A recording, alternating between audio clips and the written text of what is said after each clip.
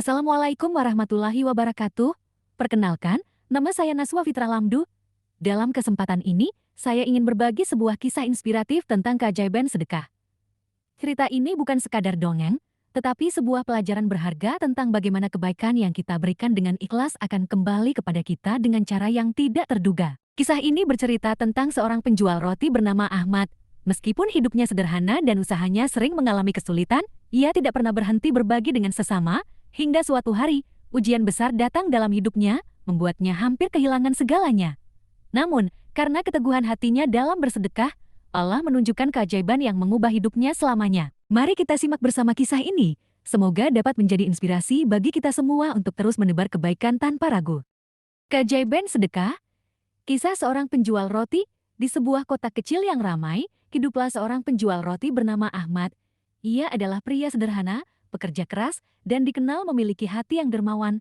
Setiap hari, Ahmad bangun sebelum fajar untuk menguleni adonan, memanggang roti, dan menjualnya di pasar. Meskipun usahanya tidak terlalu besar dan hasil jualannya pas-pasan, ia selalu menyisihkan beberapa potong roti untuk dibagikan kepada fakir miskin dan anak yatim yang sering berkeliaran di sekitar pasar. Allah pasti akan mengganti dengan yang lebih baik. Begitu keyakinannya, orang-orang di pasar mengenalnya sebagai pria baik hati. Namun, ada juga yang mencemoohnya. Ahmad, kau ini aneh. Kau bukan orang kaya, tapi sering memberi roti gratis. Kalau begini terus, bisnismu bisa bangkrut, ujar seorang pedagang lain. Ahmad hanya tersenyum. Aku percaya pada janji Allah. Sedekah tidak akan mengurangi harta, justru menambah keberkahan. Namun, tak semua orang memahami keyakinannya. Beberapa bahkan menertawakannya. Tetapi Ahmad tidak peduli. Baginya, membantu orang lain adalah kebahagiaan tersendiri. Ujian yang datang. Beberapa bulan kemudian, harga bahan baku melonjak drastis, tepung, gula, dan mentega yang biasanya murah kini menjadi mahal. Ahmad mulai kesulitan menjaga usahanya tetap berjalan. Pembeli pun berkurang karena banyak orang yang juga mengalami kesulitan ekonomi. Keadaan semakin buruk ketika suatu hari, seorang pemilik toko bahan makanan yang biasa memberinya utang berkata, "Ahmad, maafkan aku tak bisa lagi memberimu bahan baku tanpa bayaran di muka. Aku juga sedang kesulitan." Ahmad hanya bisa mengangguk. Ia mengerti, semua orang punya beban masing-masing. Karena tak punya pilihan lain, Ahmad pun meminjam uang dari seorang rentenir agar bisa membeli bahan baku dan tetap menjalankan usahanya. Aku hanya butuh waktu sedikit untuk bangkit lagi, pikirnya. Namun, yang terjadi justru sebaliknya. Hutang Ahmad semakin menumpuk. Pendapatan dari menjual roti tidak cukup untuk melunasi pinjamannya. Setiap malam, ia hanya bisa duduk termenung di toko kecilnya yang semakin sepi. Apakah aku harus berhenti bersedekah? Pikirnya dalam hati. Namun, setiap kali ada seorang anak yatim datang dengan wajah kelaparan, hatinya tak tega. Meski dalam kesulitan, ia tetap membagi roti, meskipun hanya sedikit. Hingga suatu malam, dalam keadaan putus asa, Ahmad mengangkat tangan dan berdoa, "Ya Allah, aku hanya ingin mencari rezeki yang halal dan tetap bisa membantu sesama. Tolonglah aku, ya Rob." Keajaiban yang tak terduga, keesokan harinya. Saat Ahmad sedang membuka tokonya dengan hati yang masih berat, seorang pria berpakaian rapi datang menghampirinya. "Assalamualaikum, apakah ini toko roti Ahmad?" tanya pria itu. "Waalaikumsalam." "Benar, saya Ahmad. Ada yang bisa saya bantu?" jawab Ahmad dengan ramah meskipun hatinya sedang gelisah. "Saya mendengar bahwa Anda membuat roti yang lezat dan berkualitas. Saya ingin memesan dalam jumlah besar untuk acara perusahaan saya," kata pria itu. Ahmad terkejut. "Berapa banyak yang Anda butuhkan?" "Tuan, 1000 roti dalam seminggu." "Jika kualitasnya bagus, saya akan terus memesan setiap bulan," jawab pria itu. Mata Ahmad membelalak. Itu adalah pesanan terbesar yang pernah ia terima.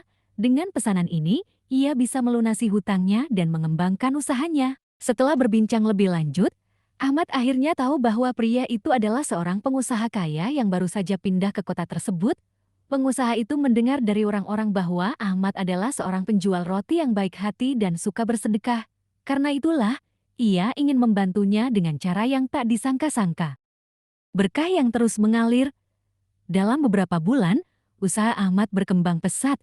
Ia bisa melunasi seluruh hutangnya, bahkan mempekerjakan beberapa karyawan untuk membantunya.